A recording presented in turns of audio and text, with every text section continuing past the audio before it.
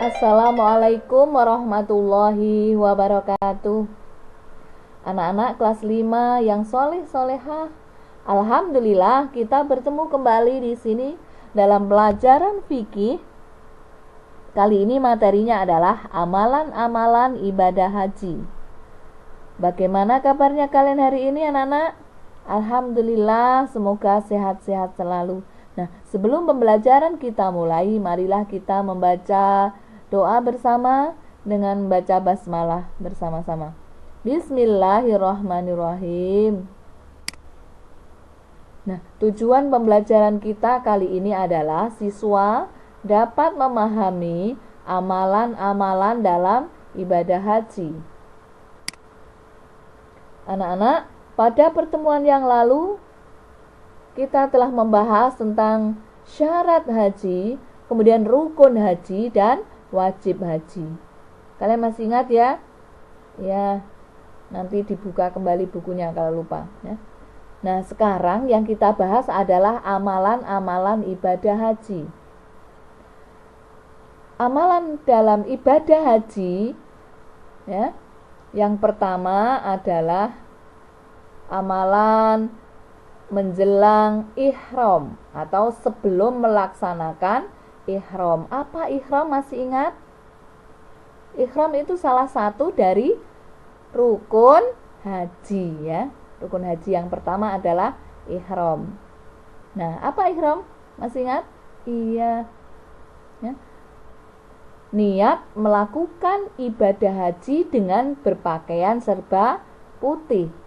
2 helai kain tanpa berjahit bagi laki-laki. Menutup seluruh aurat kecuali muka dan telapak tangan bagi perempuan. Udah ya, ihram. Oke. Apa saja amalannya? Yang pertama adalah sebelum melaksanakan ihram ini, ya. Amalan apa yang dilakukan? Yakni yang pertama mandi menjelang memulai ihram. Ya. Ini merupakan amalan sunnah sekaligus menandai dimulainya ihram. Jadi kalau sudah mulai ihram kan ada larangan-larangan dalam ibadah haji. Tidak boleh dilakukan, harus dijauhi. Yang kedua, memotong kuku, mencukur kumis bagi laki-laki dan mencabut bulu ketiak dan mencukur rambut di sekitar kemaluan. Oke. Yang ketiga, amalan sebelum ihram adalah memakai pakaian ihram ya. Tadi sudah disebutkan 2 helai kain tanpa berjahit bagi laki-laki. Bagi perempuan adalah seperti pakaian waktu sholat, jadi seluruh aurat kecuali muka dan telapak tangan. Oke, yang keempat amalannya adalah niat ihram. Nah, yang kelima, mengulang-ulang kalimat talbiyah. Nah, ini kalimat talbiyah itu adalah sebagai berikut ya. Bismillahirrahmanirrahim. Labbaika Allahumma labbaik. Labbaika la syarika laka labbaik. Innal hamda wan ni'mata laka wal mulk la syarika lak. Yang artinya, ya Allah, aku datang memenuhi panggilanmu. Ya Allah, aku datang memenuhi panggilanmu. Tidak ada sekutu bagimu. Aku datang memenuhi panggilanmu. Sesungguhnya segala puji, nikmat, dan segenap kekuasaan adalah milikmu. Tidak ada sekutu bagimu. Nah, saat mengucapkan kalimat talbiyah, bagi laki-laki ini disunahkan mengeraskannya ya. Jadi keras, agak keras. Tapi bagi wanita cukup mengucapkan dengan suara yang hanya didengar oleh dirinya sendiri. Jadi tidak keras ya. Kalau bagi laki-laki disunahkan keras ya. Oke, kita lanjutkan. Sekarang yang kedua adalah amalan ketika wukuf di Arafah.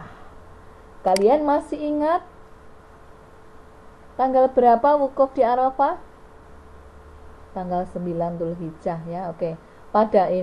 Pada tanggal 8 Dzulhijjah seluruh jamaah haji diberangkatkan menuju padang Arafah setelah mengerjakan sholat duhur dan asar. Nah, menjelang maghrib, jamaah haji tiba di padang Arafah dan menginap menunggu waktu wukuf. Karena waktu wukuf ini. Kapan waktu wukuf? Nah, ini yang kedua, amalan yang kedua ini. Wukuf itu dilakukan pada tanggal 9 Dzulhijjah. Ini ya, wukuf di Arafah. Nah, bagi orang yang tidak melaksanakan haji, kalian ingat disunahkan untuk apa? Puasa. Namanya puasa apa? Puasa Arafah. Itu bagi orang yang tidak melaksanakan haji, sunnah puasa Arafah tanggal 9 Dzulhijjah. Oke. Nah, menunggu waktu wukuf sebaiknya diisi dengan zikir, bertasbih, dan membaca Al-Quran, serta memperbanyak bacaan talbiyah dan berdoa. Ini ya, yang dilakukan ketika di padang Arafah. Kemudian yang ketiga, saat pelaksanaan wukuf, hendaknya kita mengerjakan sholat duhur, asar di jamak takdim. Ya. Masih ingat kan apa jamak takdim? Iya, mengumpulkan dua sholat dikerjakan di awal waktu. Jadi duhur dengan asar dikerjakan pada waktu duhur. Ya, itu disebut jamak takdim. Kemudian yang keempat, sesudah matahari terbenam atau selesai wukuf, jamaah haji menuju ke Muzdalifah untuk bermalam atau mabit di Muzdalifah. Anak-anak, itu tadi adalah amalan ketika wukuf di padang Arafah. Nah, sekarang kita lanjutkan amalan ketika di Muzdalifah. Nah, ini bermalam di Muzdalifah, kalian ingat termasuk apa? Rukun atau wajib? Iya, termasuk wajib haji. Apa tuh perbedaan rukun haji dengan wajib haji kemarin? Masih ingat? Iya, kalau rukun haji itu yang harus dikerjakan ketika melaksanakan haji, bila salah satunya ketinggalan, maka hajinya batal atau tidak sah dan harus mengulang tahun depan. Kalau wajib haji, ya, itu suatu yang harus dikerjakan ketika melaksanakan ibadah haji. Namun, bila salah satunya ketinggalan, maka hajinya tetap sah. Beda dengan rukun tadi kan tidak sah kalau ketinggalannya. Ini tetap sah, namun harus mengganti dengan dam atau denda. Oke. Nah, ini bermalam di Muzdalifah tanggal 10 Dzulhijjah ini adalah termasuk salah satu wajib haji. Oke.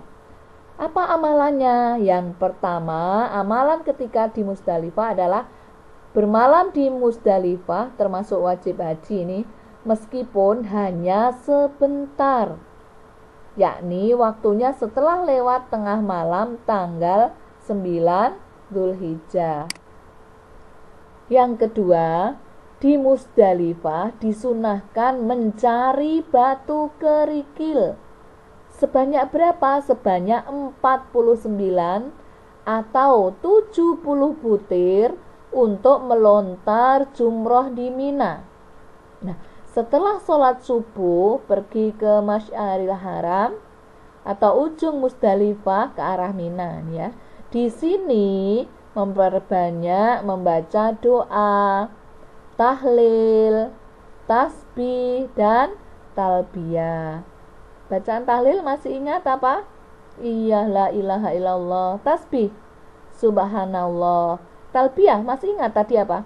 Labbaika Allahumma labbaik dan seterusnya. Oke, kita lanjutkan.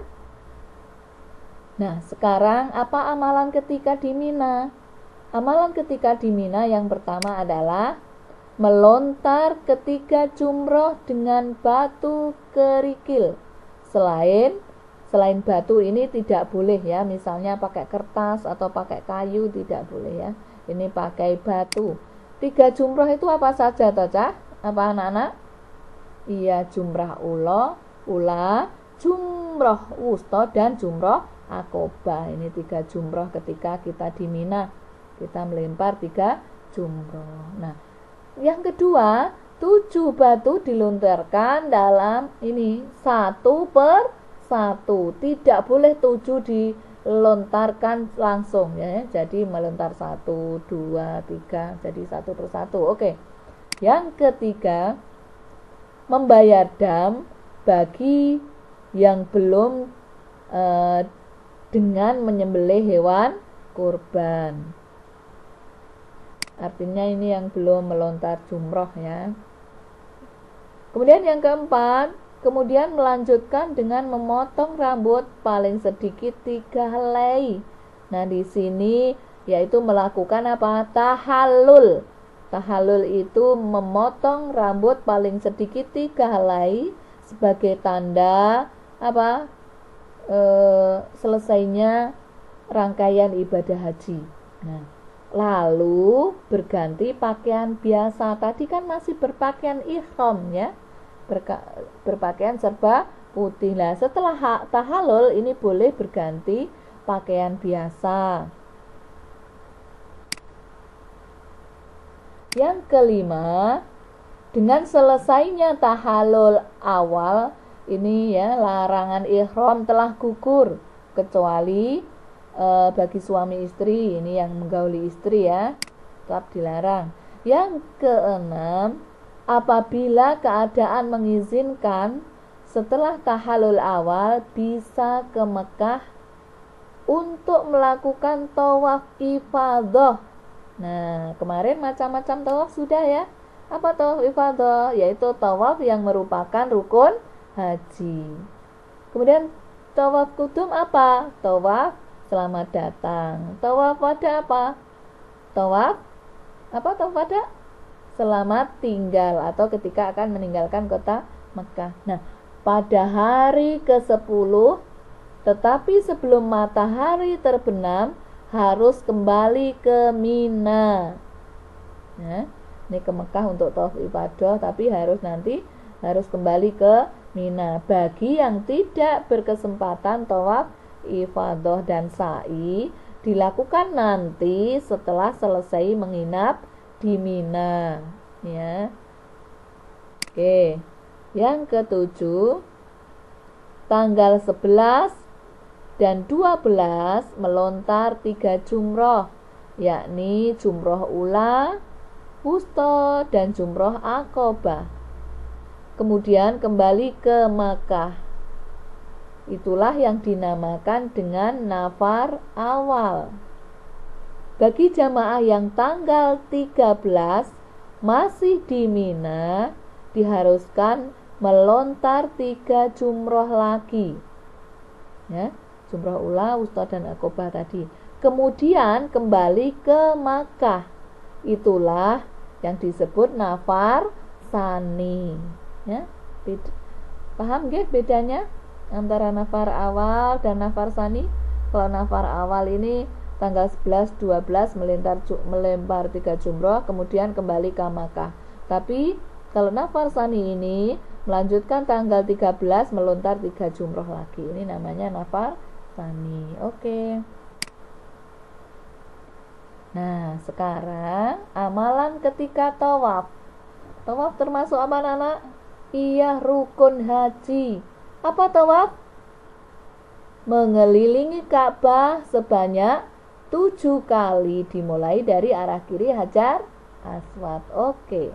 Apa amalannya? Yang pertama adalah niat hendak melakukan tawaf.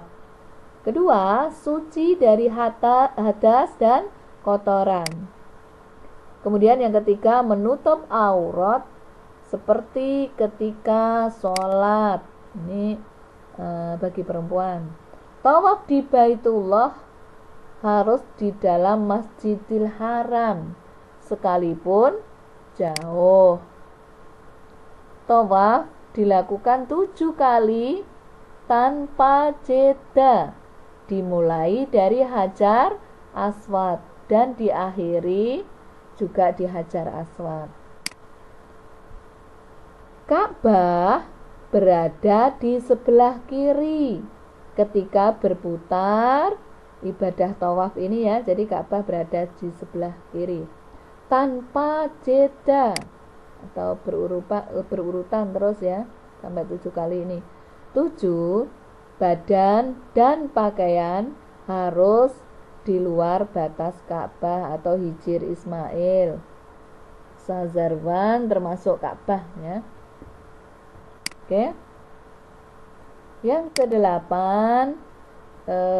ini amalan ketika tawaf, yaitu mencium Hajar Aswad apabila situasi memungkinkan.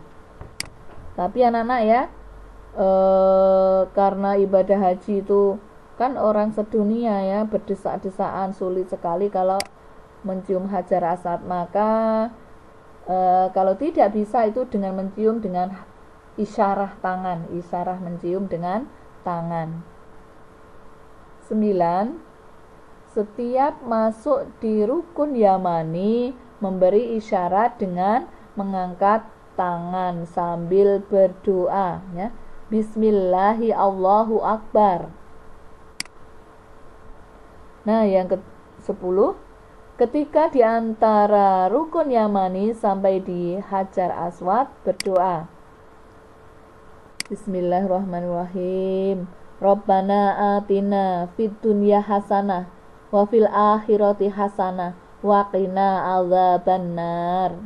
Yang artinya, ya Allah, berikanlah kami kebahagiaan dunia dan akhirat, dan lindungilah kami dari siksa neraka. Yang 11, amalan kita ketika tawaf adalah selesai tawaf melakukan sholat 2 rakaat di belakang Maqam Ibrahim. Nah, itu tadi adalah amalan-amalan ketika tawaf. Sekarang amalan ketika sa'i.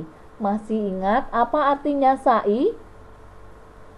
Sa'i adalah lari-lari kecil antara Bukit Sofa dan Bukit Marwah. Diawali di Bukit Sofa, diakhiri di Marwah. Oke, apa saja amalannya? Yang pertama adalah niat hendak melakukan sa'i. Yang kedua, niat harus dilakukan dalam keadaan suci.